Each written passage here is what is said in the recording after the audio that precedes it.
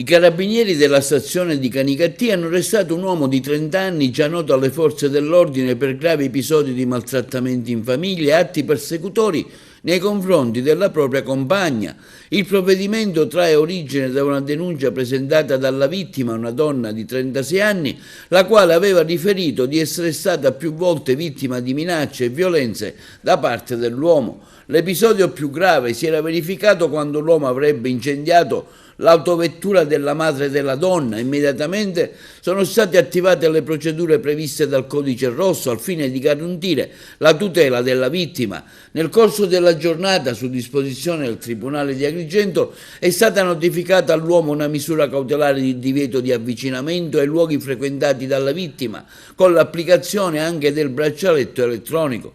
Tuttavia, durante l'esecuzione del provvedimento, l'uomo ha pronunciato gravi minacce nei confronti della donna, con intenti molto violenti. Alla luce di tali comportamenti, che hanno evidenziato la pericolosità del soggetto, l'autorità giudiziaria ha disposto immediatamente un aggravamento della misura cautelare, sostituendola con la custodia in carcere. Al termine delle formalità di rito, l'arrestato è stato trasferito presso la casa circondariale di Agrigento.